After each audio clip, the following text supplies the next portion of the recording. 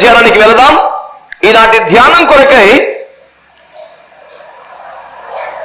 సమూయేలు యొక్క 2వ గ్రంథము 7వ అధ్యాయము 29వ వచనం. 2వ వచనముగా మొదటి దినవృత్తాంతాల గ్రంథము 17వ అధ్యాయం 27వ వచనం. ఈ రెండు ఒకదాని తర్వాత ఒకటి చదవాలి. నేను విచిత్రంగా ఏం మాట్లాడలేదు, తెలుగు అని చెప్పాను. వింతగా నా ముఖం చూడకండి. 2వ సమూయేలు గ్రంథం 7వ అధ్యాయం 29 చదవాలి. అదైతే వెంటనే మొదటి దినవృత్తాంతాలు 17, 27 చదవాలి. దయచేసి ఇప్పుడు చదవాలి. దయచేసి నీ దాసుడినైనా నా కుటుంబము నిత్యము నీ సన్నిధిని ఉండునట్లుగా దానిని ఆశీర్వదించుము. యెహోవా నా ప్రభువా, నీవు సెలవిచ్చి ఉన్నావు.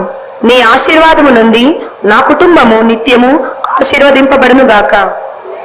ఇప్పుడు నీ దాసుని సంతతి నిత్యము నీ సన్నిధి నుండినట్లుగా దానిని ఆశీర్వదింపని అనుగ్రహించి ఉన్నావు. యెహోవా, నీవు ఆశీర్వదించిన యెడల అది ఎన్నటికీ ఆశీర్వదింప. ప్రేమ కలిగిన మా మహాపరిశుద్ధ తండ్రి, ప్రాణాత్మ దేహములందు మీకు లొంగిపోతున్న అల్పదాసును అంగీకరించి మీ అగ్ని చేత కాల్చి పుటము వేసి పరిశుద్ధపరిచి మీ మహిమైశ్వర్యంతో నింపి మీ శైలిలో మీ స్థాయిలో మీరు చేయనుద్దేశించిన కార్యములని దినపాత్ర ద్వారా చేసుకుని మహిమ పొందగలరని యేసయ్య పేరట ప్రార్థించి వేడి పొంది ఉన్నాము తండ్రి. అందరు గట్టిగా ఆమేన్. ఒకసారి చేతులెత్తేసి స్తోత్రం చెబుదామా? ఇంకొంచెం మంచిగా హల్లెలూయా. ఎప్పటి ఎట్లు దేవునికి నోటితో స్తోత్రం చెల్లిస్తూ చప్పట్లు కొట్టి దేవుని మహింపడదాం. Come on people of God, గట్టిగా గట్టిగా హల్లెలూయా. ఆమేన్. ఇంకా చేతులెత్తి చప్పట్లు కొట్టి స్తోత్రం చెప్పి అంత ఖాళీ అవ్వలేదు భక్తులకి. మనదైన ఒక ప్రపంచంలో ఉండిపోవద్దు. రండి అందరం కలిసి ఏకీభించి దేవుణ్ణి మహింపడతాం. మిడలారా, ఈ 2 స్టేట్మెంట్స్ కూడా దైవజనుడు అనబడినటువంటి దేవుని హృదయానుసారిగా ప్రఖ్యాతి నొందినటువంటి దేవునికే యేసుకే తండ్రిగా ఎంతో ఘనత పొందినటువంటి దావీదు మాట్లాడినటువంటి మాటలు. నన్ను చూస్తూ వినండి, తల వంచుకొని చదువుకొని కాదు, చెప్పేటప్పుడు చూడాలి, ముఖం చూడాలి. ఇప్పుడు చదివేసుకోవడం కాదు. బిడ్డలారా, ఈ 2 వచనాల్లో దాదాపు ఒకే భావాన్ని భక్తుడు వెలుబుచ్చాడు. అయ్యా, నాకు ఒక ఆశీర్వాదం కావాలయ్యా నీ వద్ద నుండి అని కోరుకుంటాడు. ఏమిటి నీకు కావలసిన ఆశీర్వాదం అని అడిగితే, మా కుటుంబము ఎప్పటికీ నీ సన్నిధిలోనే ఉండాలి, అలాంటి ఒక ఆశీర్వాదాన్ని ఇవ్వండి చాలు.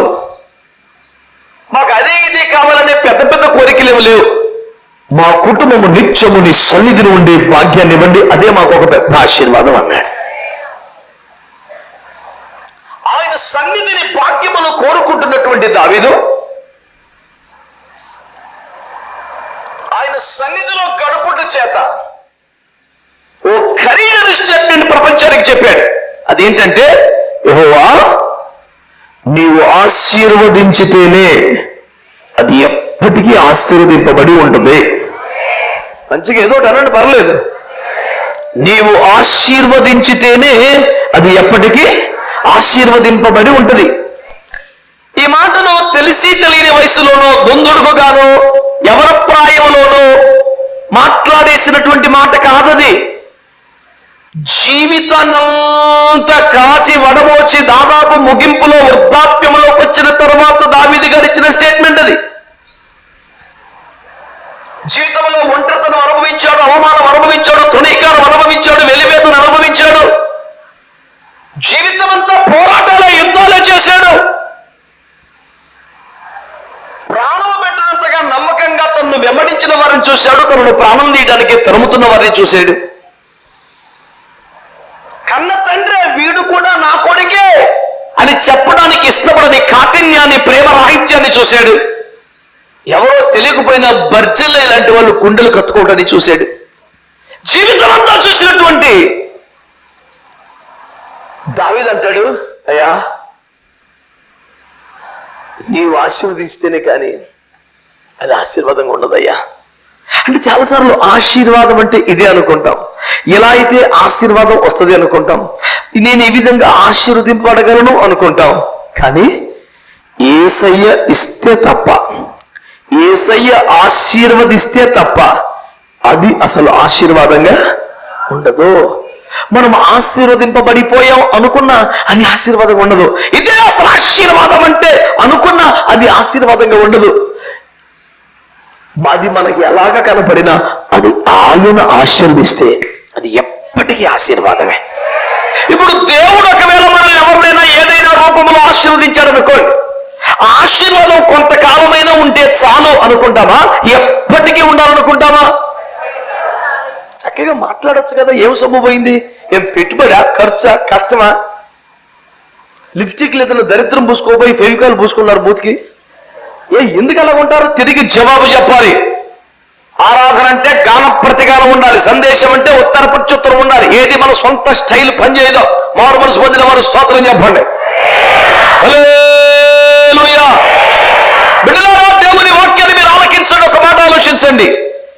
ఏదైనా ఒక ఆశీర్వాదాన్ని మనం పొందితే అది కొంతకాలం ఉంటే చాలని ఎవరు అనుకోం కదా. అది ఎప్పటికీ నిలిచి ఉండే ఆశీర్వాదంగా ఉండాలనే కోరుకుంటాం కదా. అలా ఎప్పటికీ నిలబడిపోయే ఆశీర్వాదం నీకు వ్యక్తిగతంగా కానీ, కుటుంబం కానీ, సంఘం మీద కానీ రావాలి అంటే అది ఆయన ఇచ్చినదై ఉండాలి. అనండి గట్టిగా ఆమేనని.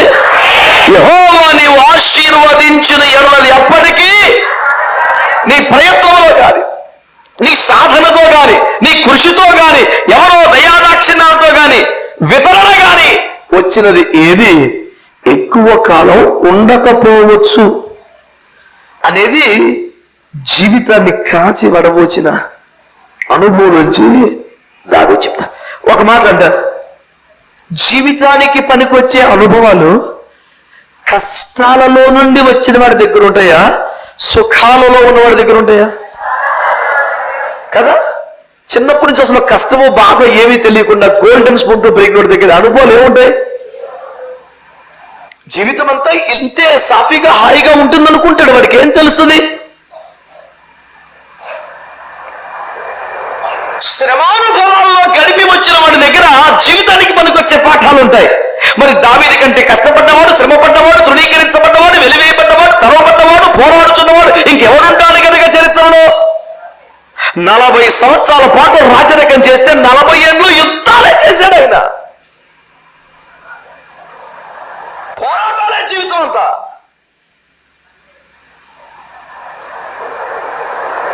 అసూయతో తన సింహాసనాన్ని స్థిరపరిచిన సౌలు గారే తరుముతున్నాడంటే ఎంత బాధ.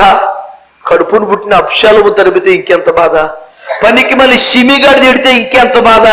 ఒక రూటా దావీదు బాధలకు కారణం కన్న కూతురు జీవితం నాశనం అవడానికి కన్న కొడుకే కారణమయ్యాడంటే ఎవరు భరించగలరు భూమి మీద? దావీదు హృదయం క్షోభించడానికి, బాధపడడానికి 100 రకాల పరిస్థితులు ఉండేవి.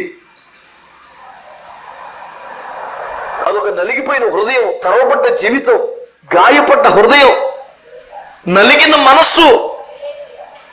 అతని జీవితంలోంచి వచ్చిన అనుభవాలు ఖచ్చితంగా మనకు మేలుకరం, ఆశీర్వాదకరం, ఆచరణాత్మకంగా ఉంటాయి. ఏదో వినడానికి బాగుండేట్టుగా చాలా స్టేట్మెంట్లు ఉంటాయి, కానీ పనికొచ్చేట్టుగా లైఫ్కి అప్లికబుల్ గా ఉండే కొన్ని ఉంటాయి. దావీదు చెప్పేవన్నీ అలా ఉంటాయి. దేవునికి స్తోత్రం కలుగునుగా. ఆ దావీదు గారు ఏమంటున్నారండి? దేవా, నీవు గాని ఆశీర్వదిస్తే అది ఎప్పటికీ ఆశీర్వదింపబడి ఉండును. యెహోవా నీవు ఆశీర్వదించిన ఎడలది ఎప్పటికీ. ఇది ఎంత సత్యమో మీకు అర్థం కావడానికి ఒక ఫ్యామిలీ స్టోరీ చెప్తాను మీకు నేను. యెహోవా ఆశీర్వదించితేనే అది నిలబడుతుంది, లేకపోతే కష్టమే అనే సత్యం అర్థం కావడానికి ఒక మంచి ఫ్యామిలీ స్టోరీ చెప్తాను. బైబిల్లో చాలా ఫెమిలియర్ ఫ్యామిలీ ఇది. మీరందరూ నా వైపు చూస్తూ ఉంటే, వింటూ ఏకీభవిస్తే అంతకు మించిన సందా ఏం లేదు. సంతోషంగా ఈ ఒక్క పని చేసి పెట్టండి చాలు. వాళ్ళ ఆఖరి రోజు రేపు కూట ఉండదని అయ్యగారు ఇందాక నుంచి చెప్తానే వచ్చారు. సంతోషంగా స్తోత్రం చెప్పండి. బిడ్డలారా, జాగ్రత్తగా వినండి మాట, జాగ్రత్తగా వినండి. బైబిల్ గ్రంథంలో ఇస్సాకు అనే ఒక మంచి క్రమశిక్షణ కలిగిన, పరిశుద్ధత కలిగిన, స్వయం క్రమశిక్షణ కలిగిన పాత నిబంధన క్యారెక్టర్స్ లో ప్రభు యేసు క్రీస్తు వారితో పోల్చదగినంత సాక్ష్యం కలిగిన ఒక మంచి వ్యక్తి ఉన్నాడు. ఆయన పేరు ఏమనుకున్నాం అనండి?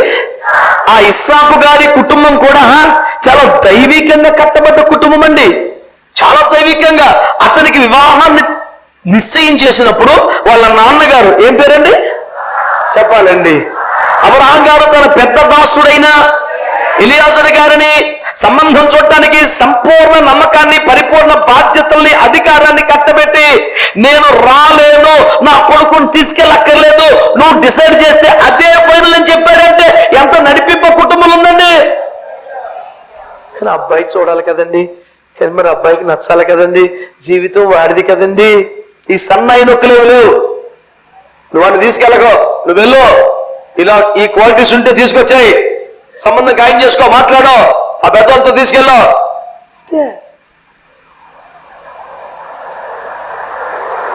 బాబు మా నాన్న నన్ను వెళ్ళొద్దంటున్నాడు, నన్ను చూడనిత్తలేదు, ఇప్పుడు ఎవరిని తీసుకొచ్చి నాకు కంట పెట్టేస్తారు బాబోయ్.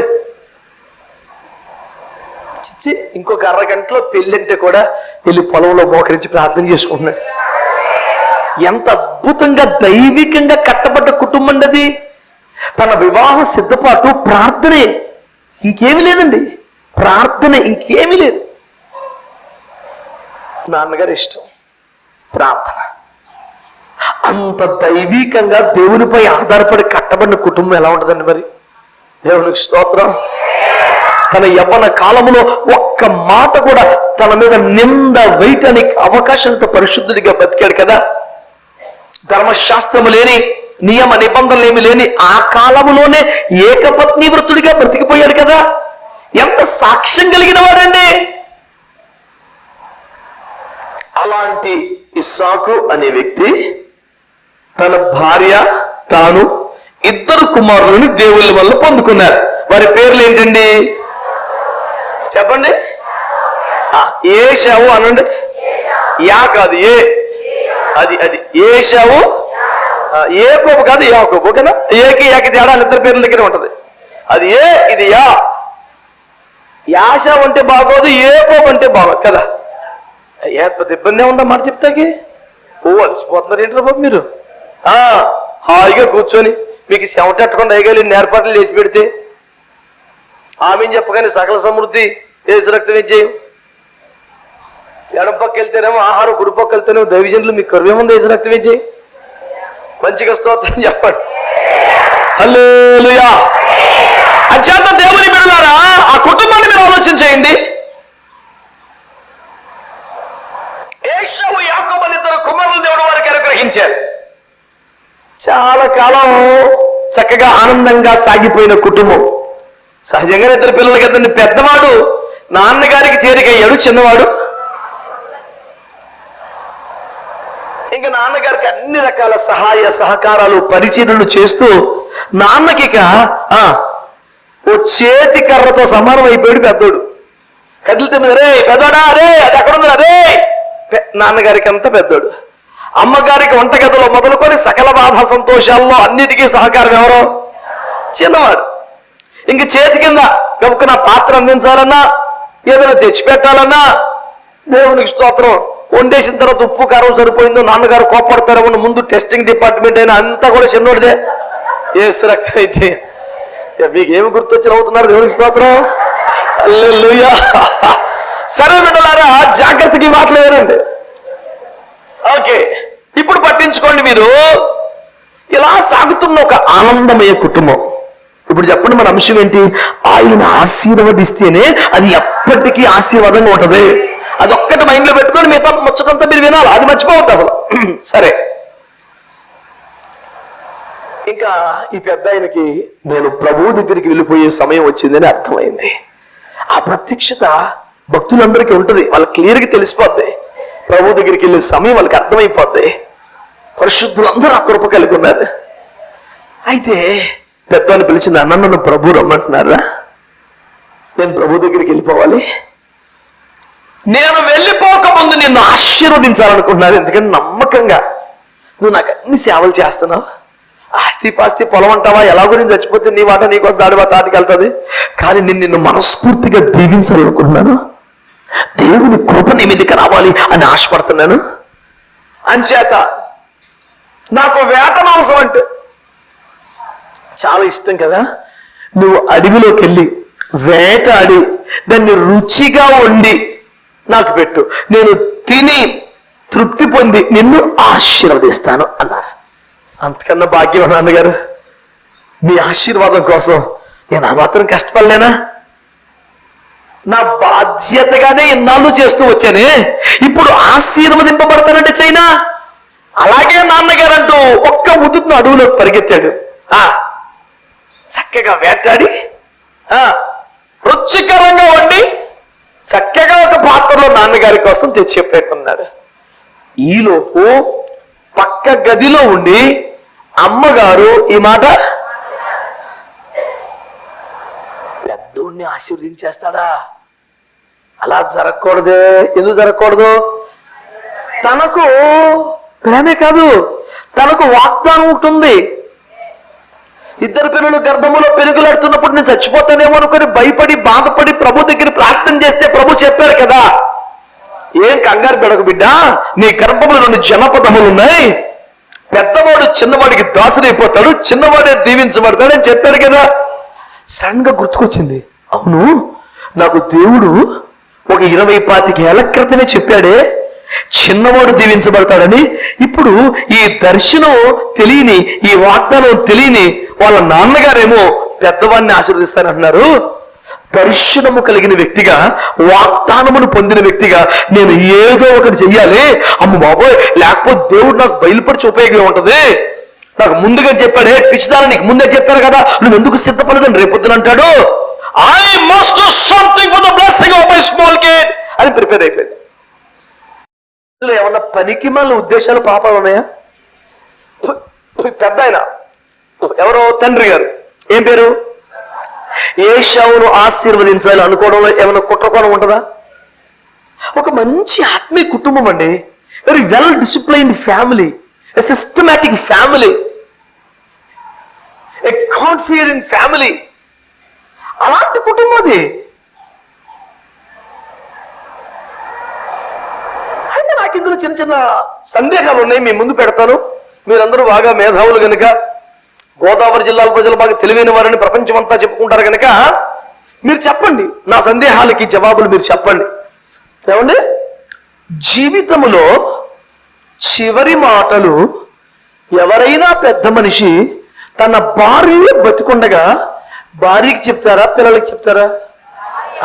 మనలో మన మాట అనుకుందాం, ఇంక అదే చివరి మాటలు. అమ్మగారు దేవునికి స్తోత్రం, హల్లెలూయా, అదే చెప్పండి, అదే దేవునికి స్తోత్రం, హల్లెలూయా, రైట్, చెప్పండి. జీవితంలో చివరి మాటలు ఎవరైనా ఎవరికి చెప్తారు కదా? తను లేకపోతే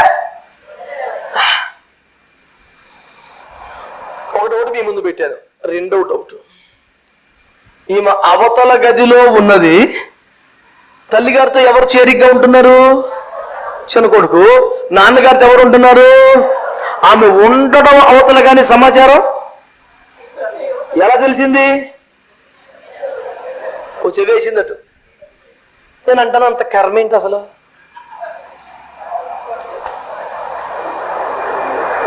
మీకు అర్థమవుతుందా? అరే నాన్నగారు అన్నయ్యని దీవించేస్తారంట. అసలు ఆ మాట నీకు వినబడ్డప్పుడు నేను అంటాను, యాకోబుని పిలవాలా, పరిగెత్తుకెళ్ళి భర్తగారి దగ్గరికి వెళ్ళాలా? ఏమండి ఏంటండి మీరు అలా మాట్లాడుతున్నారు? ఏమైందండి మీరు వెళ్ళిపోతారంటే మేమైపోతామండి. అయ్యి బాబు అలా మాట్లాడతారండి, అసలు ఏం జరిగిందని దేవుడు ఏమైనా మాట్లాడా? మీకు పిలుపు వచ్చేసిందా, లేకపోతే మీకే ఏదైనా బలహీనంగా ఉందా? కంగారు పడాలి కదండి. ఆ కంగారు ఇంకొక రకంగా ఉంది. అమ్మో వెళ్ళిపోతాడంటే కాదు, వాడు అట్టుకుపోతాడంటే ఆశీర్వాదులు పెద్దోడు. నీకు రావాలి వాగ్దానం ఉందా? నాకు నీకే నేను అడుగుతాను రేపు కమ్మ గారిని, మరి పెద్దోడిని ఏం చేద్దామమ్మా?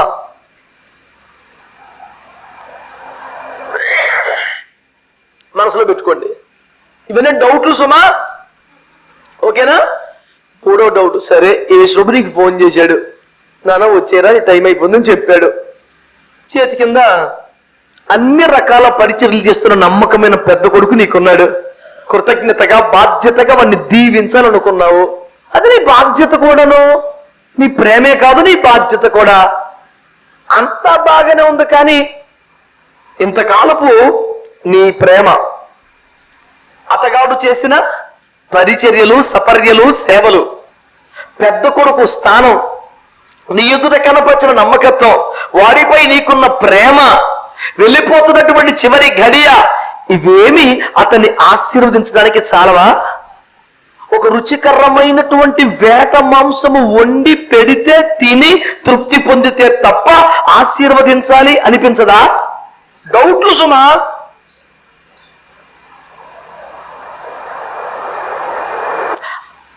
ఆశీర్వాదానికి మాంసం కూరకి ఏమిటి సార్ సంబంధం?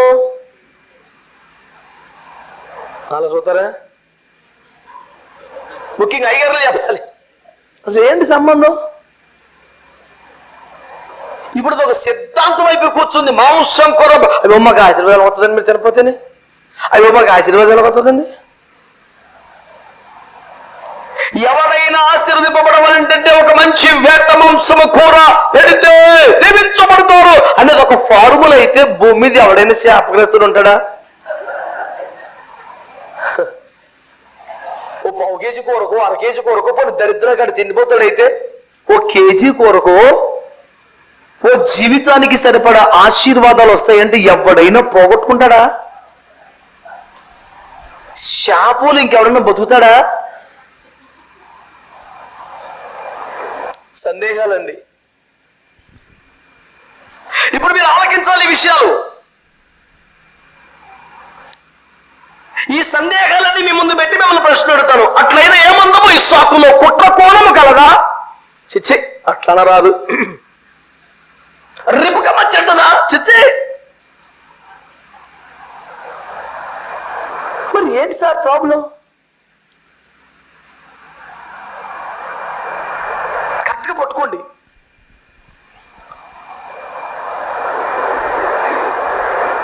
ఎలాగైనా నా పెద్ద కొడుకు గనక నాకు నమ్మకముగా సేవలు అందిస్తున్నాడు గనక, సహజంగానే పెద్దవాడు దీవెనగా కొంపగా ఉండాలి గనక నేను వాడిని దీవించాలి అని తండ్రి గారు సంకల్పించడం తప్ప?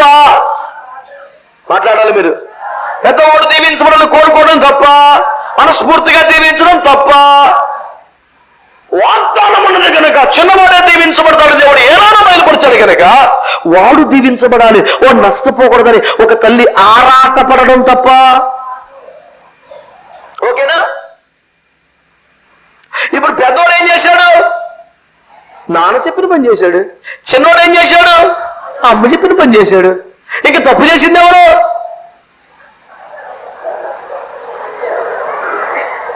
నీకు అర్థమవుతుందా? ఆ కుటుంబము దేవుని కృప పొందిన కుటుంబం అండి.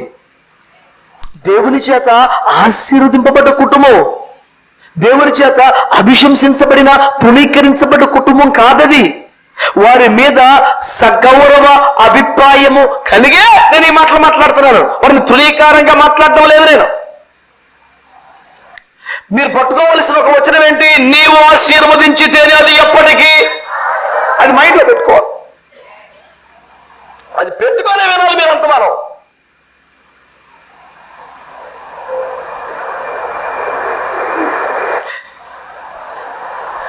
నువ్వు ఒక వేటాడిన మాంసం రుచిగా ఉండి పెడితే నీకు ఆశీర్వాదాలు వచ్చేస్తాయేమని పెద్దోడికి చెప్పారు. చిన్నవాడికి నేనే పెద్దోడని పేరు మార్చి, వేషం మార్చి, స్వరం మార్చి, అన్ని మార్చి, అబద్ధమాడి, మోసం చేసి, కుట్ర చేసి, అన్నగారిని కొంప ముంచి నాన్నగారిని దగా చేసి అడ్డగోలుగా కూర పెట్టేస్తే నీకు ఆశీర్వాదాలు వచ్చేస్తాయని చిన్నోడికి చెప్పారు. నువ్వు వేటాడిన మాంసం రుచిగా పెడితే నీకు దీవెనలు గ్యారెంటీ అని చెప్పిన వారు నాన్నగారు. సక్రమమో అక్రమమో, సత్యమో అబద్ధమో, ఏదో రకంగా కూర పెడితే చాలు కొట్టుకొచ్చేస్తాయి అని చెప్పినవాడు తల్లి గారు. అవునంటారా కదంటారా?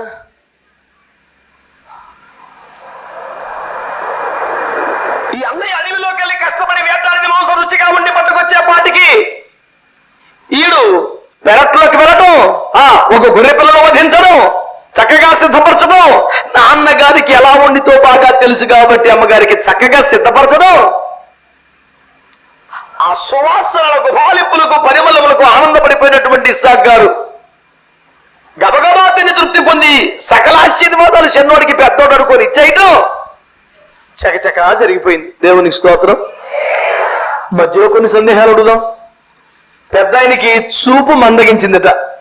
ఎవరికి? ఇస్సాకు గారికి. చూసి పెద్దవాడెవడో చిన్నవాడెవడో గుర్తుపట్టలేని పరిస్థితికి వచ్చారట. అందుకనే నాన్నగారు మీరు చెప్పినట్లే కూర తెచ్చానంటే, ఏంట్రా స్వరం చిన్నవాడు స్వరంలా ఉంది. లేదు నాన్నగారు పెద్దవాడిని. ఇట్లా దగ్గర నేను తడిమి చూస్తానన్నారు. తడిమి చూడటానికి అమ్మగారు ఏర్పాటు చేశారు. వధించిన గొర్రె పిల్ల చర్మాన్ని చేతుల మీద మెడ మీద కప్పేశారు. తడిమి చూసి ఏషవుకి పెద్దవాడికి ఎక్కువగా వెంట్రుకలు ఉంటాయి కనుక ఆ వెంట్రుకలు తులసి ఆ పెద్దోడే అనుకున్నారట. నా సందేహం ఏంటంటే, ఎంత వెంట్రుకుంటే మాత్రం మానవ చర్మానికి గొర్రె చర్మానికి తేడా తెలియదంటారా? సందేహం అండి. ఎంతైతే మట్టికి అంత విపరీతమా? ఒక్కొక్క చిన్నవాడి చర్మం నునుపుగా ఉంది, పెద్దవాడి చర్మం వెంట్రుకలతో ఉన్నాయి. అయితే మాత్రం గొర్రె చర్మం మానవ చర్మం తేడా తెలీదా? బహుశా రెబెక్కమ్మ గారి వంట యొక్క ప్రభావం. Mouth watering, you know, delicious.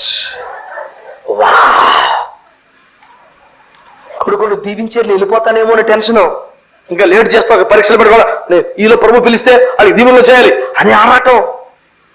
టప టప టప. పెద్ద మనిషి ఏమాత్రం తింటాడండి పాపం. తిన్నాడు మనస్ఫూర్తిగా. ఎవరికి వచ్చేసింది అన్ని మొత్తం ఆడు తెలిసి అల్లెల్లుయ్యా నేను ఆశీర్వాదాలు కొట్టేశాను అని వాళ్ళకి వెళ్ళిపోయినంతసేపు వీడు వచ్చేసాడు. ఎవరు? నీ ఆశీర్వాదమే నా ఆశీర్వాదమే, ఆశీర్వాదం ఆశీర్వాదం అని కూరట్టుకొచ్చాడు వాడు. పట్టుకొస్తే ఏ రక్తమే జయం.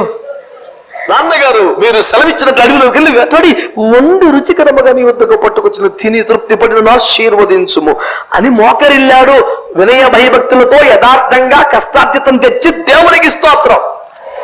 అది చేతిలోకి తీసుకోవడానికి ఇష్టపడకుండా గడ్డ గడ్డ గడ్డ వణుకుతూ కన్నీరు పెట్టుకుని దుఃఖ స్వరంతో ఇస్సాకు మాట్లాడతాడు. కొడుక, అదేంట్రా ఇంతకు ముందే తెచ్చావు కదరా, తిని తృప్తి పడి దీవించేశాను కదా నాన్న.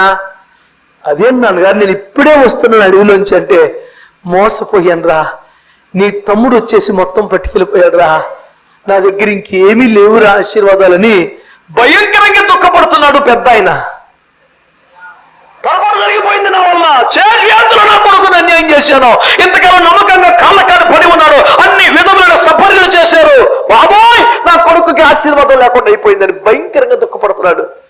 పెద్దోడు కూడా కుమిలి కుమిలి, నాన్నగారు నేనేం తప్పు చేశాను, నమ్మకంగా మీకు ఇంతకాలం సేవలు చేశాను, నా బాధ్యతను కొన్ని ప్రేమగా చేశాను, ఆశీర్వాదిస్తాను, కూర తీసుకురంటే మీరు చెప్పినందుకే అడవిలోకి వెళ్ళి వేటాడి తెచ్చాను, నన్ను ఆశీర్వదించండి, పోన్లే వాడిని దీవిస్తే దీవించారు, నన్ను కూడా దీవించండి బాబు అని ఏడుస్తాడు. లేవు నాన్న, నేనేమన్నా దీవున్నా ఏ దేవున్నా ఎంతమందిని దీవించడానికి, నా దగ్గర ఉన్నది కాస్తాడికి ఇచ్చేసాను నాన్న అని. అది ఎలాగ నాన్నగారు నన్ను దీవించండి, లేవని ఏడుస్తుంటే నాన్నగారు చెయ్యి బలవంతంగా లాక్కొని ఏదో ఒకటి చెప్పు నాన్న అని పెట్టుకుంటే నాన్నగారు శపించడం స్టార్ట్ చేశాడు. గుండె పగిలిపోయింది. ఇంతగా శపించబట్టానికి ఏం పాపం చేశాడండి? నీ నివాసము భూసారము లేకుండా, ధాన్య ద్రాక్షరసము లేకుండా, ఆకాశము మంచు కానీ వర్షం లేకుండా నాశనం అయిపోతావు. ఏం పాపం చేశాడు? ఇంత శాపం వచ్చేసింది. కడుపు రగిలిపోయింది, పగతో నిండిపోయింది. నేను కానీ రేయ్ నా నోటికాడు కూడికి ఆశీర్వాదాన్ని కట్టుబడి నేను శాపగ్రస్తుడిగా మాట్లాడే కారకుడు, నేను చంపకపోతే నా పేరు కాదని కత్తి తీసుకున్నాడు. అమ్మ అన్నీ చంపేస్తానంటున్నాడమ్మా అన్నాడు. పారిపోనా అన్న అంది. పారిపోనా? అదేటమ్మా, నువ్వే కదా అబద్ధం ఆడమంటే ఆడాను, నువ్వే కదా వేషం మార్చమంటే మార్చాను, నువ్వే కదా నాన్న దగా చేయమంటే చేశాను, ఇప్పుడు మరి అందుకే నేనే కదా చెప్తాను పారిపోమని. సరే మరి అవన్నీ అన్నా ఇది కూడా వినాలి రా పారిపోంటే బతుకు జీవుడు అంటూ పరిగెత్తి వెళ్ళిపోతే అతను కోరుకున్న గమ్యానికి చేరక ముందే జీవితంలో చీకట్లు కమ్ముకున్నాయి, చిట్టడులో ఇరుక్కుపోయాడు, ముందుకు పోలేడు, వెనక్కి రాలేడు. అసలు జీవితంలో అంతకంటే ప్రమాదకరమైన పరిస్థితి ఇంకెవరికి కూడా ఎదరికెళ్ళగలడా? పోనీ వెనక్కి వచ్చేయగలడా? పోనీ అక్కడ ఉండగలడా? ఎంత భయంకర పరిస్థితి వచ్చింది ఇప్పుడు చెప్పండి. ఇంత భయంకరమైన శాపకరమైన స్థితి, అరణ్యపు అనుభవం, తరమబడే స్థితి, మరణము చేత తరంబడే భయంకర పరిస్థితి యాకోబుడికి ఎప్పుడు వచ్చింది తెలుసా? నేను ఆశీర్వదించబడ్డాను అనుకున్న మరుక్షణమే స్టార్ట్ అయింది. అప్పుడు దాకా అసలు టెన్షన్ లేదు, బయట హాయిగా వంటగదిలో కూర్చొని ఎప్పుడు లేపుతుంటారు అమ్మగారు, అన్ని ముక్కలు నోట్లు వేసుకొని ఉప్పు కారం పర్ఫెక్ట్ గా సరిపోయింది, మసాలా బేబత్సంగా ఉందని చెప్తా బతికేశాడు. అసలు కష్టం అంటే లేదన్న వైపుకి. నేను ఆశీర్వదింపబడ్డాను అనుకున్న మరుక్షణం నుంచి ఏం స్టార్ట్ అయినాయి? శ్రమలు, కష్టాలు, మరణం, తరమటం, చీకటి, అరణ్యం, బతుకు నాశనం అయిపోయింది. ఇప్పుడు పెద్దోడి దగ్గరికి వద్దాం. కొంప గోడు వదిలిపెట్టి కత్తెట్టుకొని బయలుదేరాడు. నేను కానీ అన్ని చంపకపోతే నా పేరే కాదని ఈయన పారిపోతున్నాడు, ఈయన తరుముతున్నాడు. వేరే దేశం వెళ్ళిపోయి సెటిల్ అయిపోయాడు. 20 సంవత్సరాల తర్వాత వచ్చాడు. 2 భార్యలు, దాసులు, దాసీలు, మందలు, పశువులు, డబ్బులు, పిల్లలు అంతతో వచ్చాడు. అప్పుడేం చేస్తున్నాడు? 400 మంది కిరాయి హంతకులు పెట్టుకుని మనవాడిని చంపడానికి తిరుగుతున్నాడు. అంటే 20 సంవత్సరాలు పడుతున్నాడు. ఏ పక్కతో వదులుతున్నాడు అని కనబడితే పెద్దోడు లైఫ్ సుఖం ఉందా చెప్పండి? కొన్ని చిన్నోడు విదేశాలు వెళ్ళాడు, ఉద్యోగాలు చేశాడు, ఆయన పేరులో సుఖం ఉందంటారా? ఆడొకటి దగ్గర ప్రాణానికి ఎవరో లాభాన్ అనేవాడు. అతగాడు ఏం చేశాడు? పెళ్లిలో మోసం, ఉద్యోగంలో మోసం, 10 సార్లు జీతం కట్ చేశాడంట. పగలు ఎండకి ఎండేవాడట, రాత్రి మంచుకు తడిసేవాడట. నిద్ర కన్నులకు ఒక రాత్రి నిద్ర లేకపోతే మన మొగాలు కూడా చూడలేడు. 20 సంవత్సరాలు తినగా నిద్ర లేదంట. అది ఏం బతుకండి? ఇంకా 20 సంవత్సరాలు సరే నిద్ర లేకపోతే అది దీవెన? అది ఆశీర్వాదమా? అదేం బతుకు? ఇప్పుడు చెప్పండి, ఇప్పుడు చెప్పండి. ఎలాగైనా పెద్దవాడిని దీవించాలని నాన్నగారి సంకల్పం పెద్దవాడి ఆశీర్వాదానికి కారణమయ్యిందా? కొంచెం గట్టిగా. నా కొడుకే దీవెన దక్కాలని తల్లిగారి పిచ్చి ప్రేమ కొడుకును దీవించిందా? 3 నాన్నగారు చెప్పినట్లు యథార్థంగా ప్రయాసపడి కష్టపడి కూర తెచ్చిపెట్టిన పెద్దోడు దీవించబడ్డా? దొంగ మాటలు మాట్లాడి, తెలివితేటలు ఉపయోగించి, వేషం మార్చి, పేరు మార్చి, అన్ని మార్చి, ఆశీర్వాదాలు అడ్డదారులు కొట్టేశాను అనుకున్నప్పుడు సుఖంగా ఉన్నాడా? మరో కొంపలు ఎవరు సుఖంగా ఉన్నాడు? ఇప్పుడు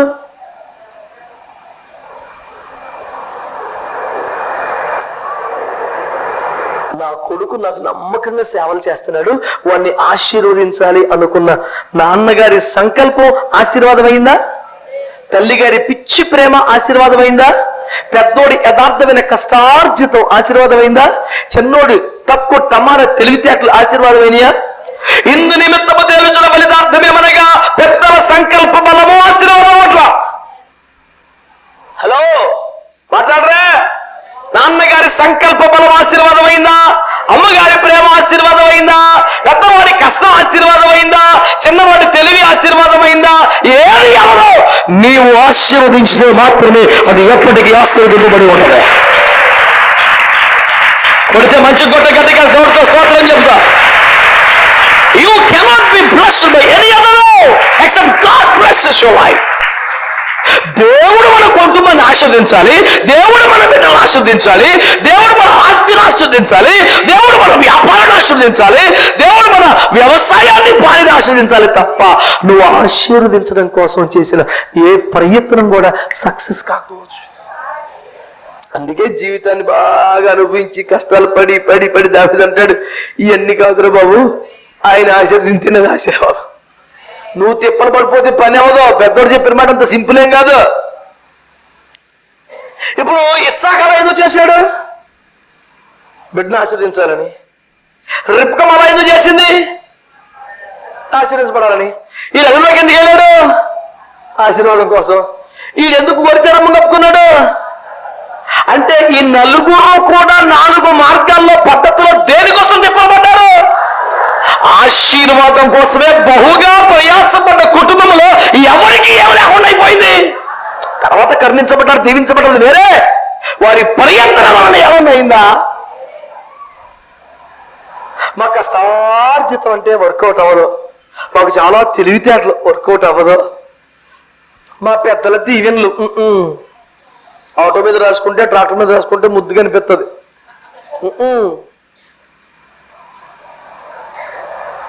ఎవరు ఆశీర్వదించాలి? ఎవరు ఆశీర్వదించాలి? మన కుటుంబాలు ఆశీర్వదింపబడాలంటే మన తెలివి సరిపోద్దా? మన సంకల్పం సరిపోద్దా? పెద్ద సరిపోద్దా? మన కష్టార్జితం సరిపోద్దా? మీరు చదువుకునే పిల్లలైనా, కష్టజీవులైనా, రైతాంగమైనా, వ్యాపారులైనా, ఉద్యోగస్తులైనా, దైవ సేవకులైనా, మీ కుటుంబం మీదకి దేవుని ఆశీర్వాదం రావాలంటే ఆయన ఇచ్చినదై ఉండాలి తప్ప నువ్వు ఏ రూట్లో ట్రై చేసినా అది ఆశీర్వాదముగా ఉండకపోవచ్చును అని దావీదు గారి మాటల వలన, ఇస్సాకు గారి కుటుంబంలో 4 తిప్పల వలన మనకు స్పష్టముగా అర్థమగుచున్నది. అర్థమైన వారు ఒక మంచి స్తోత్రం చెప్పండి. ఇందు మూలముగా తేలుచున్న ఫలితార్థమేమనగా పెద్దల సంకల్ప బలము, తల్లిదండ్రుల మిక్కుటమైన ప్రేమ, మన కష్టార్జితము, మనకున్న తెలివితేటలో మన ఆశీర్వాదములకు మూలము కాకపోవచ్చును. యెహోవా ఆశీర్వదించితేనే అది ఎప్పటికీ ఆశీర్వాదంగా ఉంటుంది. దేవునికి స్తోత్రం కలుగునుగా. ఇది ఒక సిద్ధాంతం. ఇది it's a formula, it's a foundation. ఇది ఒక పునాది బోధ మనకి. దేవుడు ఆశీర్వదించితేనే తప్ప మరో మానవ ప్రయత్నంలో ఆశీర్వాదం రాదు. ఇప్పుడు మరి ఆ దేవుడు ఆశీర్వదించాలంటే ఏం చేయాలి? అలగడిగే బాగుంది. మన దేవుని ఆశీర్వాదం నా పైన, కుటుంబం పైన, సేవ పైన, వ్యాపారం పై రావాలంటే నేనేం చేయాలి? అది పద్ధతైన ప్రశ్న. తపటపా బైబిల్లో 2-3 మొక్కలు మీకు జ్ఞాపకం చేస్తారు. దేవునికి స్తోత్రం. హల్లెలూయా. శ్రద్ధగా వింటున్నారండి అందరూ? హలో, వింటున్నారండి? వింటున్నారండి? అర్థమవుతుందండి? ఏకీపిస్తున్నారండి? వినమట్టం లేదు. ఏకీపిస్తున్నారా?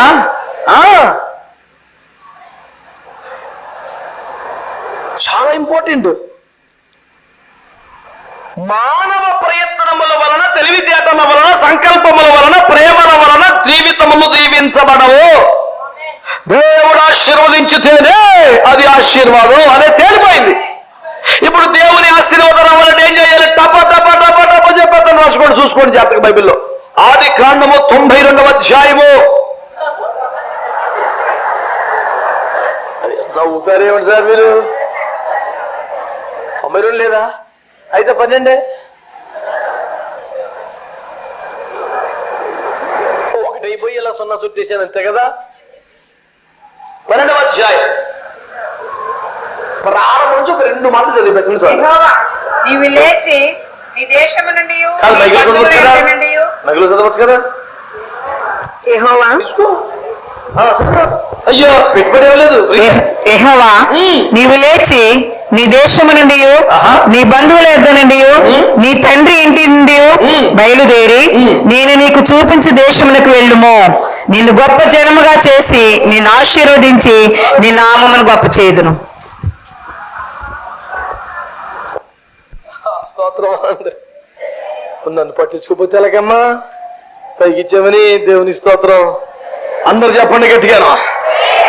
జాగ్రత్తకి మాట వినండి బిడ్డలారా. తలలో పైకి ఇంకా చదివేత్తనాలు పొలమని అయిపోయింది. ఎలా చూడండి, మరి అక్కడే తేడా వచ్చేస్తుంది. గురుముఖస్య విద్య లభ్యతే, గురుముఖాంతరంగా విద్య లభిస్తుంది. పట్టణగంధం 1వ అధ్యాయం 10-12 వచనాలు.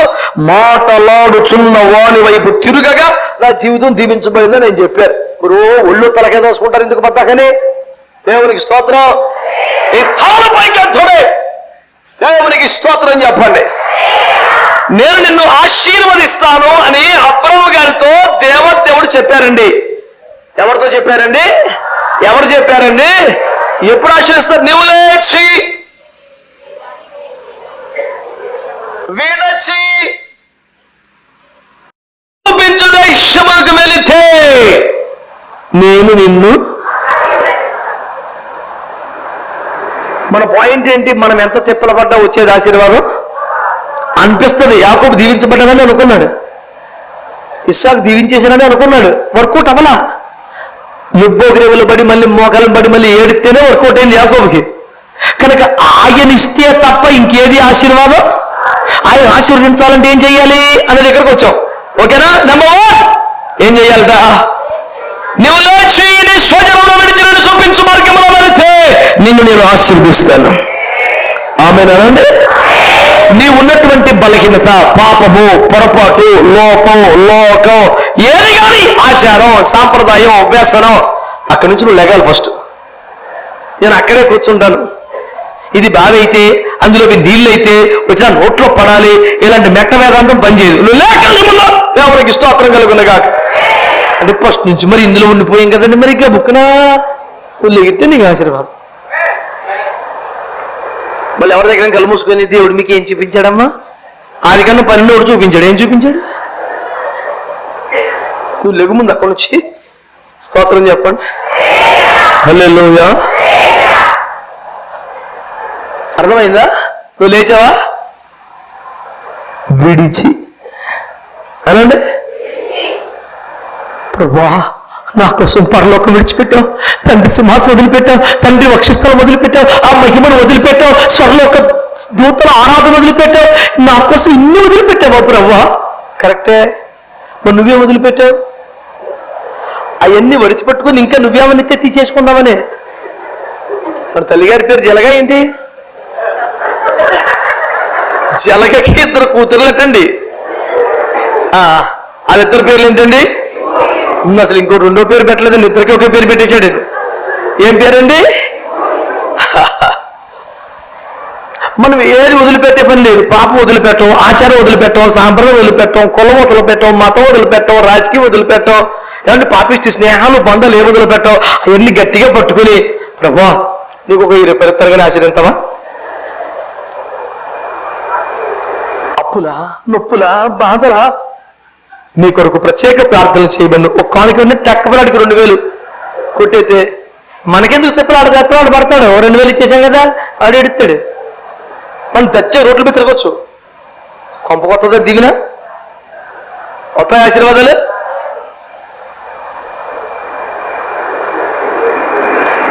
ఆ పాపముల నుండి, వ్యసనముల నుండి, దేవ విరోధమైన ఆచార సాంప్రదాయాలు, పద్ధతుల్లోంచి నువ్వు లేవాలి, వాటిని విడిచిపెట్టాలి.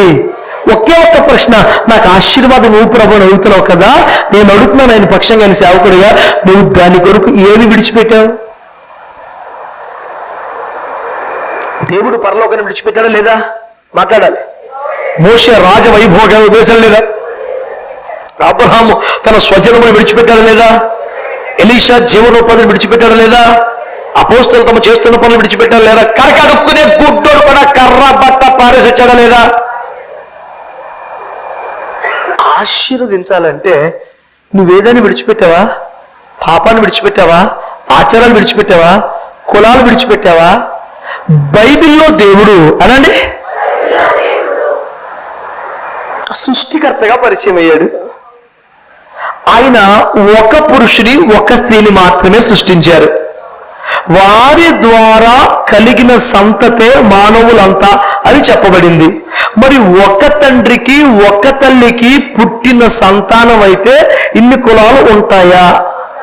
కాబట్టి బైబిల్ ప్రకారం కుల వ్యవస్థ నిజమా? అది మనుషులు కల్పించిందే కదా. మరి నేను ఫలానా అని చెప్పావంటే నువ్వు కుల వ్యవస్థను నమ్మినట్టే కదా. నమ్మావంటే అర్థం ఏంటంటే సృష్టికర్త యేసు కాదని నువ్వు చెప్పినట్టే. నేను ఫలానా అన్నావు అంటే దాని అర్థం సృష్టికర్త యేసు కాదు అని.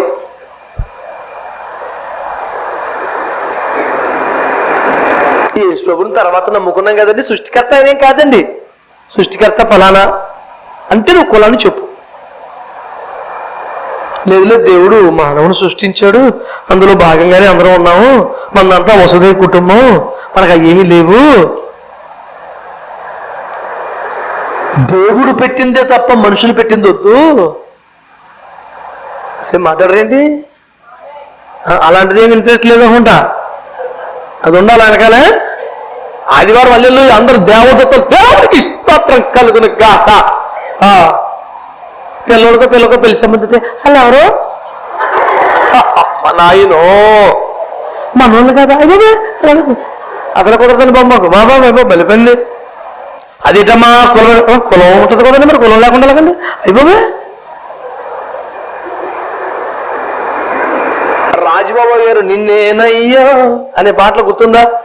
కులము అన్నావా కూడు లేక చచ్చావా నిన్నేనయ్యో యేసయ్య పిలిచినాడు. ఆ పిలుపు అందరూ అనుకుంటున్నాము. సైలెంట్ గా చూస్తారే నామకం. దేవునికి స్తోత్రం చెప్పరే. హల్లెలూయా. నేను మా సంఘంలో తరచుకుంటాను అన్నమాట. ఆదివారం అందరూ దేవదూతలు, కుటుంబంలో ఫంక్షన్ మంచో చెడ్డ జరిగితే అసలు రంగు బయటెడతారు. ఏ గృహప్రవేశం పెళ్ళో మరి విషాదంగా చావు ఏదొచ్చినా అసలు పెట్టుకోతాడు. అప్పుడు దాకా అందరూ కూడా అల్లు దేవుని స్తోత్రం ప్రభునందు మరి దేవుని పిల్లరా మరి ప్రభు అమ్మో దేవదూతలు ఆశ్చర్యపోవాలి అసలు. దేవత బాబు నాకన్నా గట్టిగా మాట్లాడు. కొంపకి ఏదైనా వచ్చినప్పుడు మాత్రం కడతారు, పాతారు, చెప్తారు, చూస్తారు, చెప్తారు, పుచ్చుకుంటారు, కేకేస్తారు, అన్ని వచ్చేస్తాయి అందులో. చిచ్చి అలాంటి వాళ్ళు ఎప్పుడో వదిలేసాం అనే వాళ్ళు మట్టుకే స్తోత్రం చెప్పండి. ఏమిటి అంత నిజమే, నిజంగా నిజమేనా అంటలేదు. ఇప్పుడు అంత పట్టింపుగా అడిగితే ఏం చెప్తామండి? ఏదో చదువుకుపోవాలి కానండి. నువ్వు విడచి నేను చూపించు మార్గంలోకి వస్తే నీకు ఆశీర్వాదం వస్తుంది అన్నాడు. దేవుని చేత ఆశీర్వదింపబడకూడదు వారా మీరు పాపముల నుంచి, శాపముల నుండి, దేవునికి ఇష్టములని ఆచార సంబంధమైన వాటిలో నుంచి లేచారా? లౌకిక పద్ధతులు, మార్గాల, విధానాలు విడిచారా? దేవుడు చూపించే దారిలోకి వచ్చారా? ఎత్తుక్కుంటూ వచ్చేది ఆశీర్వాదాలు మీకు. స్తోత్రం చెప్పండి. ఇది 12వ అధ్యాయం కదా. 13 స్టార్టింగ్ లో ఉంది తెలుసా? దేవుడు అబ్రహామును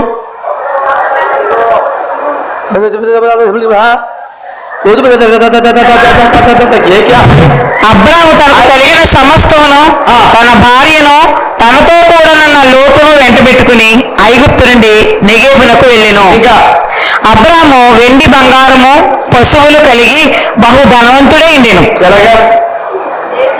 రియల్ ఎస్టేట్ చేశారా? అబ్రాంగా రియల్ ఎస్టేట్ చేశారా? ఫైనాన్స్ బిజినెస్ చేశారా? హల్లెలూయా. ఏం చేశారు నాన్న? కాంట్రాక్ట్లు బాగా చేసేవాడా? చిన్నప్పుడు అమ్మ చచ్చిపోయిన దారిలో, నాన్న చచ్చిపోయిన ఆహారంలో పొడవు సంపాదించుకున్నావు. దేవుడు చూపించిన దారిలోకి వచ్చాక దుర్మార్గుడు వచ్చి నీ భార్యని ఎత్తుకుపోయాడు.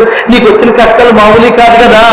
ఈ లోపల ఎలాగా వెండి బంగారములు సంపాదించి దాస్యలు కలిగిన ఎంత బేభత్సమైపోయావు అని అడిగితే ఆ దుర్మార్గుడు భార్యని ఎత్తుకుపోయాడు. ఆ భార్యని ఎత్తుకుపోతే మనోడు ఏం చేశాడు? ప్రభా నువ్వు రమ్మన్న దారిలోకి వచ్చావు, నువ్వు వచ్చేసుకున్న సంబంధం లేదని దర్జాగా దగ్గర కూర్చుంటే అర్థం చేసుకున్నాడు. యేసుబాబు ఏం చేశాడంటే ఆ రాజుగారు నా బిడ్డను తీసుకొస్తామంటే నాచిన అయిపోతుంది. అయిపోతే నాకు తెలియదండి, తప్పు అయిపోయింది బాబు, ఇంకా మహాపరాధం ఏమి జరగలేదు ఆయన, ఇంటికి రప్పించాను, ఒక గదిలో వాటిని బంధించాను, నేనే మర్యాద తీసుకెళ్ళి అప్పు చెప్పా పిచ్చి వయసాలేస్తున్నాం అంటే పువ్వులు పెట్టి పట్టుకొచ్చేసాడు దేవునికి స్తోత్రం. ఆ పువ్వుల పేర్లే ఆస్తి, అంతస్తు. మరి అటు రాజుగారు కదా, ఎవరైనా ఈ తప్పు చేస్తే జరిమానా వేస్తాడు కదా. మరి ఇప్పుడు ఆడే చేశాడు కదా, ఆడికే బుద్ధి వచ్చి దేవుడు భయం వచ్చేసి లెంపలు వేసుకొని ఆడే జరిమానా వేసేసుకున్నాడు. దాసుల్ని వెండిని బంగారాన్ని అన్ని ఇచ్చేసి తప్పు అయిపోయింది మహానుభావ, నా మీదకి ఏ శాప రాకుండా నువ్వే ప్రార్థన చేసి పెట్టి దండం పెడతాను అని అప్పగించాడు. అబ్రహాము వెండి బంగారములకు ఐశ్వర్యవంతుడు అయిపోయాను. ఏం చేసి ఆ రూట్లోకి వచ్చి అనరా నేను చూపించు మార్గములో వెళ్ళు. గట్టిగా స్తోత్రం చెప్పండి. నువ్వు లేచి విడిచి నా రూట్లోకి వచ్చావంటే నీకు ఇక ఆశీర్వాదాలే, నీ ఆశీర్వాదమే, ఆశీర్వాదం ఆశీర్వాదం ఆశీర్వాదం పరిగెత్తుకొచ్చింది. దేవునికి మహిమ కలుగునగా. నువ్వు ఆ రూట్ వదిలిపెట్టవు, నువ్వు ఆ లింకులు వదిలిపెట్టవు, ఒక ఆదివారం చర్చికొస్తావంతే కాసేపులా, మళ్ళీ ఇంటికి వెళ్ళి కానించి మళ్ళీ కొంపకొస్తాయి ఆశీర్వాదాలు. నువ్వు తల్ల కిందులు తపస్సు ప్రయత్నాలు చేసిన ఆశీర్వాదాలు రావు. నువ్వు లేస్తే అందులో నుంచి నువ్వు విడిచిపెడితే, ఆయన చూపించిన మార్గంలోకి వస్తే నిన్ను ఆశీర్వదిస్తాడా? చేతులెత్తి మంచిగా స్తోత్రం చెప్పండి. ఆయన ఆశీర్వదిస్తే తప్ప అది ఆశీర్వాదం కాదని తెలిపోయింది కదా. మరి ఆశీర్వదించాలంటే పాపంలోని లోకంలోని లేవాలి. ఆయన చెప్పినటువంటి రీతిలో ఆచారాలు, సాంప్రదాయాలు, లౌకిక పద్ధతులు, పాపాలు విడిచిపెట్టాలి. నీకు నచ్చిన పద్ధతులు కాక దేవుడు చూపించిన మార్గములకు నడవక ప్రారంభించాలి. నీకు ఆశీర్వాదం వచ్చేస్తాయి. ఓకేనా?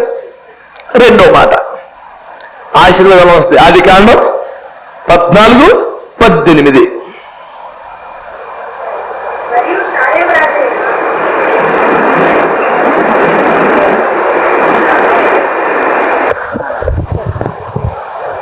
మరియు షాలేము రాజైన మెల్కీషెదకు రొట్టెను ద్రాక్షారసము తీసుకుని వచ్చాను. అతడు సర్వోన్నతులకు దేవునికి యాజకుడు.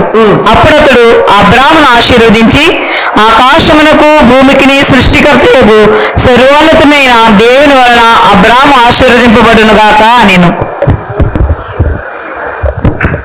కొంచెం చదవండి. నీ శత్రువులను నీ చేతికి అప్పగించిన సర్వోన్నతులకు దేవుడు స్తుతింపబడును గాక అని చెప్పాను. ఇప్పుడు ఇలా చూడండి, అందరు తలపైకి ఎత్తి. దేవుడు ఆశీర్వదిస్తే తప్ప అది మనకు ఆశీర్వాదం అవ్వదు అని తేల్చుకున్నాం. అలా దేవుడే ఆశీర్వదించాలంటే ఒక పద్ధతి చెప్పుకున్నాం. గుర్తుంటుందా? మర్చిపోతారా? రెండో మాట చెప్పుకున్నాం. ఈ లోతు అనబడేవాడు పెరిగి పెద్దవాడయ్యాడు లేదు, పెంచి పెద్ద చేయబడ్డాడు.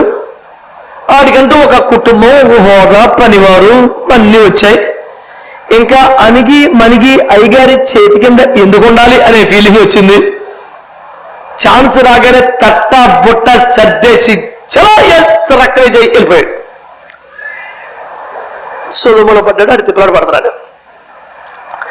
సహవాసం వదిలిపెట్టాడు గనక, ఆత్మీయ తండ్రిని విడిచిపెట్టాడు గనక, హెబ్రోను వదిలేశాడు గనక, పాపిష్టి సొదములు దిగబడ్డాడు గనక జీవితానికి శాపం అనే వచ్చేసింది. సహవాసం వదిలిపెడితే ఇంకేం బాగుపడతామండి? అదంతా పచ్చగా ఉన్నట్టండి. దేవుడి తోటలో ఉన్నాడు, నాశనం అయిపోయి లేక. మనకి అక్కడ రాజుగారి ఫ్రెండ్ అండి. మనకి ఎలాగానే మంచి పొజిషన్ ఇచ్చారండి, మనం బాగా చూసుకుంటున్నారండి, బాగా చూసుకుంటున్నారు. ఆ రాజుగారికి దిక్కులేదు. శత్రుదేశపు రాజులు వచ్చారు, కదరు యాములు అందరూ వచ్చారు. వచ్చి ఏం చేశారట? ఆ రాజుగారిని, ఆ రాణి గారిని, వారి పిల్లల్ని, వారికి వంట పాడుతున్నటువంటి ఈ బాబు, ఏం బాబు? లోతు బాబు, ఆయన ఫ్యామిలీ మొత్తం ఎత్తుకెళ్ళిపోయారు.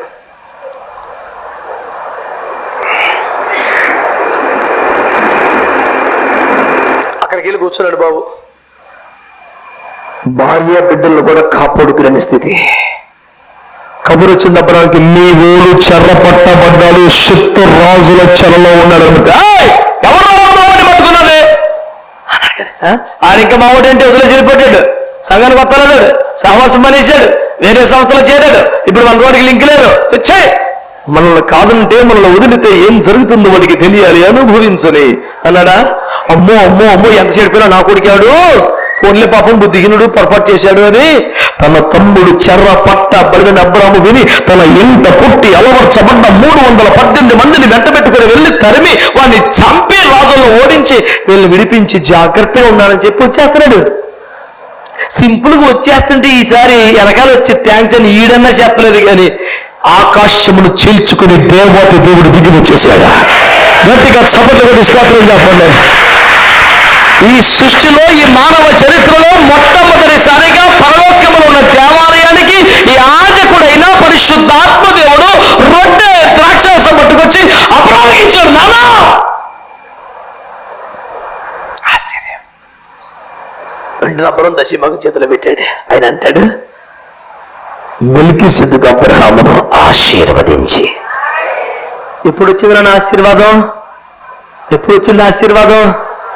ఒక్క ఆత్మ కోసం అనండి, ఒక్క ఆత్మ కోసం, చల్లారిపోయిన ఆత్మ కోసం, వెనక్కి వెళ్ళిపోయిన ఆత్మ కోసం, లోకంలో కలిసిపోయిన ఆత్మ కోసం, సహవాసాన్ని కోల్పోయిన ఒక్క ఆత్మ కోసం.